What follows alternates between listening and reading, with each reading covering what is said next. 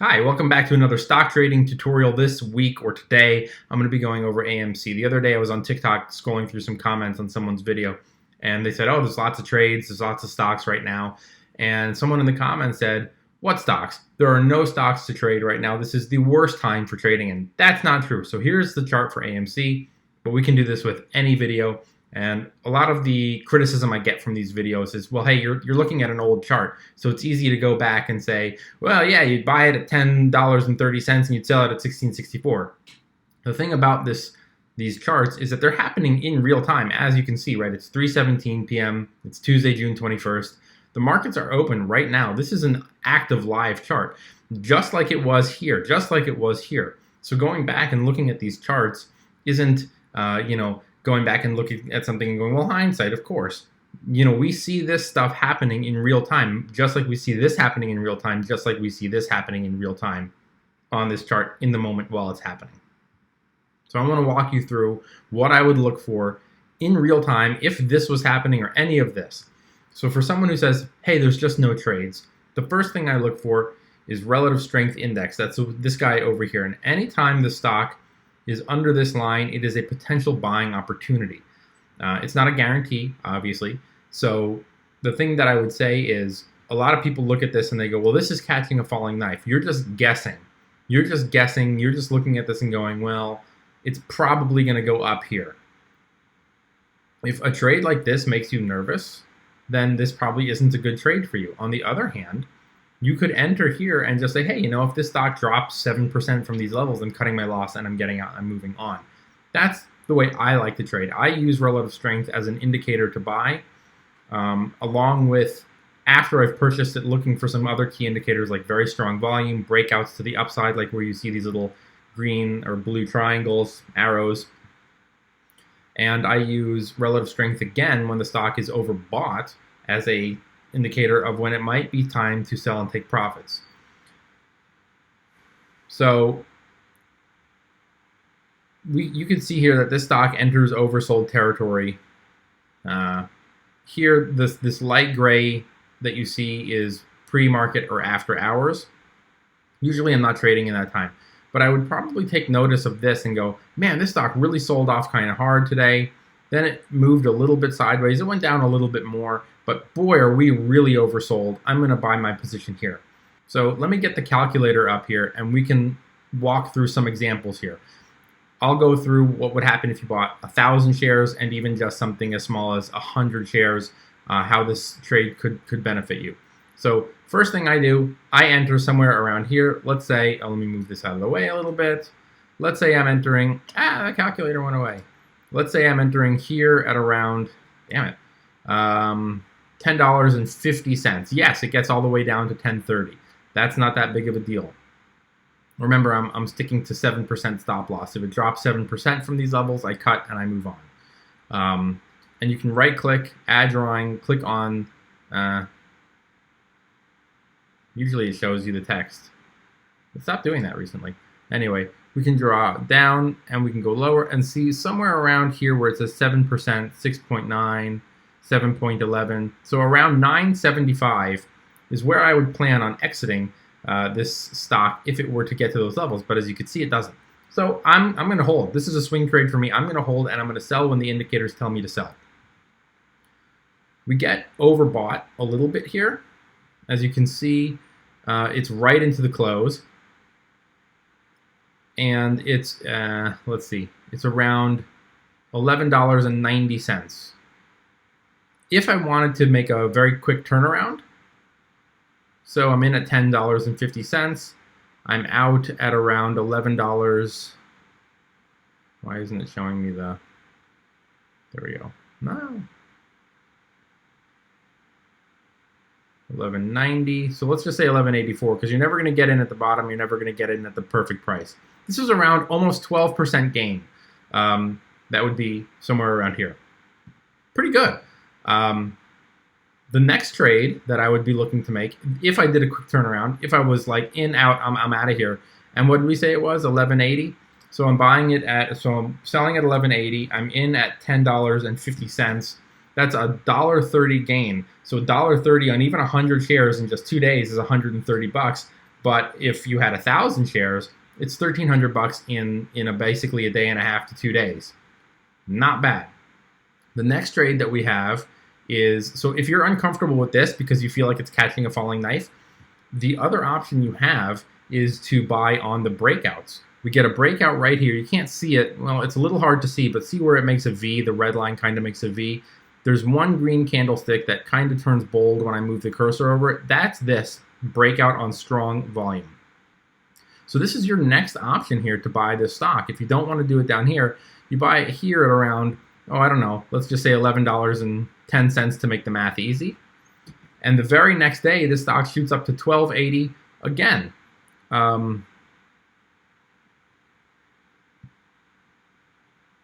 It shoots up to $12.80. So again, like I said, you won't time perfectly. You won't get out at the absolute high. That's very unlikely. But so let's say we're in here at about $11.10. We sell it around $12.50 just to make it easy. Minus $11.10 is $1.40 gain. So either it's $140 or it's $1,400 depending on how many shares you're buying. So here now, so far, we've made 2 trades. We got down here, and now the next day, we got in here at the breakout, or we were getting back in at the breakout and selling here. The next trade would be this breakout. And you can see here, by the way, that the volume, this blue graph here, is really strong. So if you don't want to do this one, and maybe you make this trade and you get out the next day, your next move is to wait a little bit, see what happens next. Do we get a breakout to the upside? Or does it consolidate, trade sideways? Does it break support and head lower? So one of the things people always say, like, oh, stock trading, it's so boring. Yeah, because you're sitting around waiting for a moment like this to come. And we're on a 1 hour chart right now. So we've got markets open here. 1, 2. This is basically the second hour of trading. So 10:30, 11:30, or 9:30, 10:30. It's somewhere around 11 in the morning. Actually, it'll tell me. It's 10 a.m. right here where this guy breaks out. It's 11 a.m. You can see it. The time is right up here. So it's around 11 in the morning when we have this breakout here. And we're getting in. And this is a momentum trade, right? So we're going to get in. We're going to ride this wave up, and we're going to get out. Now, you can see also here, a lot of this volume happens after hours. So if I'm trading during the day, I'm looking at this. I'm looking at relative strength, and I'm going, whoa, we're really oversold here. So let's say we get in on this breakout, and we get in. Let's say we even get in at the very top of this breakout I lost my calculator again. I keep clicking. At around, I don't know, 12. It looks like 13. Let's just make it 13.10 for easy math. I'm in at 13.10, and we're going to get out very quickly, somewhere around here, 14, let's just say 14.23 to 13.10 is 113, again, $113, or it's $1.13, or it's $113, or $1,130, depending on how many shares you buy. Then we have this big pop here, which we're going to miss because it's after hours, it's pre-market. We're probably going to miss this. But we can see here that this stock is now extremely overbought. So that's telling me that a pullback is coming. Now, you can short it at this point. So you would sell the stock up here at 16 and buy it back to close the short down here somewhere.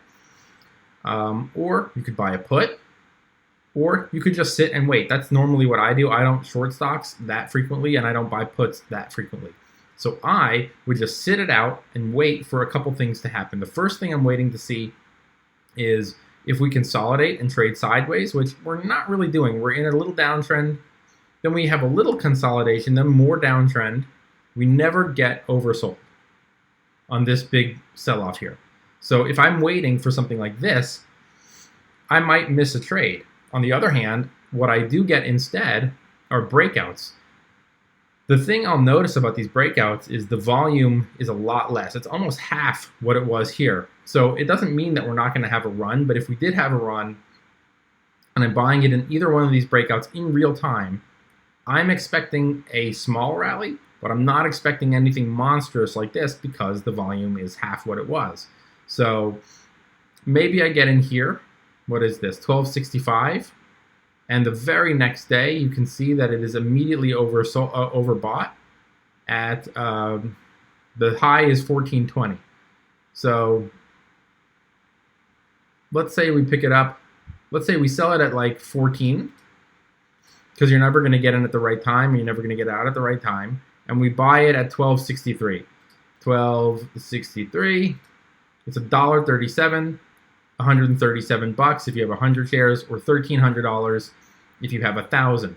So we've gone through a couple different methods now where you're either making 130, 140, 113, 137, all in the span of about a week or so, and that's just on 100 shares. So the turnaround is pretty quick.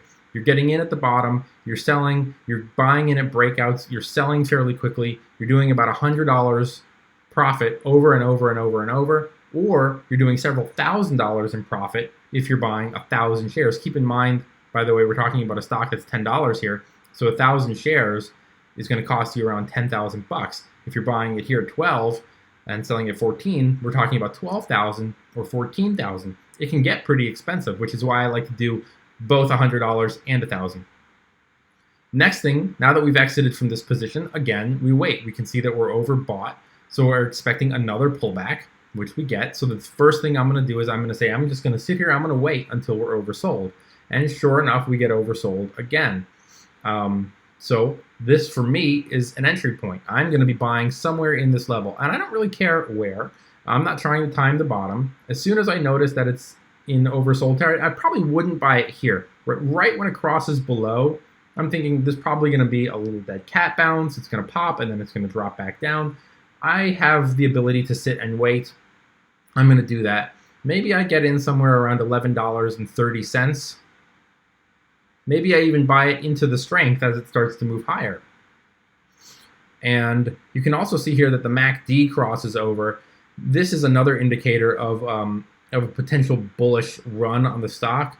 Now, the thing I'll say about MACD, and I'll link in the comments below to a video explaining how to use MACD. The thing I'll say about it is I've read varying reports of some people say, and this is what I tend to believe, the lower below this zero line, which is the purple guy here, the lower it is, the higher a chance of a real strong rally, versus if it just kind of dips a little bit below, then yeah, it might move, but it might not be. I mean, you can see down here, it's way down here, and the run is pretty significant when the MACD crosses over the signal line. But you know, I like to sometimes look and have multiple confirmations. So you can see here it crosses over. This is a buying opportunity for me. We have confirmation here, although it's a little bit delayed. And we're buying at, let's say, $11.30. And we're going to sell when it gets oversold. This could not be easier. You buy down here, you sell up here. You buy down here, you sell up here. You buy into the breakouts and onto the volume, and you sell, you sell again up here. It's really kind of straightforward and simple. It's just a matter of waiting and having a plan and knowing when to enter and when to exit. When are you going to be happy with your profit? What sort of profit are you expecting? One thing you can do, and this is kind of what I do, is I think, well, what would I be making if I was working a minimum wage job, right? Minimum wage is 15 bucks in DC. I'm working an 8-hour shift. Why did I do that? 15 times, I don't know how to use a calculator. 15 times 8. I would be making about $120 a day working at a Starbucks or a front desk at a gym. So as long as I'm beating that or coming kind of close, even if I make 110, think about what I'm gaining from not working a full-time job in a place. I don't have to commute. Maybe that's public transport. Maybe that's gas. I don't have to wear a uniform. I don't have to buy clothes for work. I don't have to deal with a boss. I don't have to be on my feet 8 hours a day getting yelled at by customers. So for me, in my opinion, even making a little bit less, I have a higher quality of life. It's kind of worth it. And then, again, we have another trade here. So we're in at $11.30. We're probably going to get out when it hits overbought. So somewhere around $12.70. Let's just say $12.70 to make the math easy. Again, I know I keep saying that.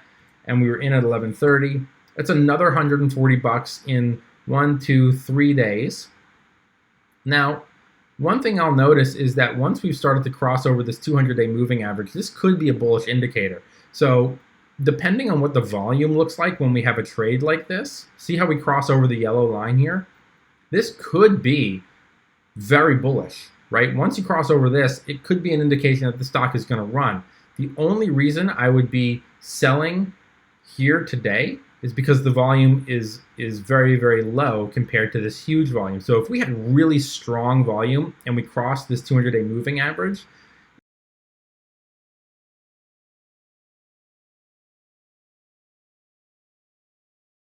another option, of course, if we had very strong volume and decided to hold, would be to cut our position in half, take some profits, and let the rest ride. So that is a very long video, but basically, it's how you would trade AMC over the last 2 weeks, basically, and multiple trades here, in, out. You could get it down here, you could sell it here, you could buy it at the breakout, you could sell it here, you could get it at the other breakout, sell it here. You could buy it. You would miss this one because it wasn't oversold, but you could buy into the strength and then sell it here.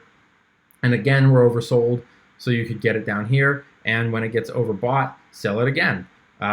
This is kind of pretty easy once you get the hang of it. The most important thing, though, to remember is cut your losses if it crashes, if it goes below your 7%.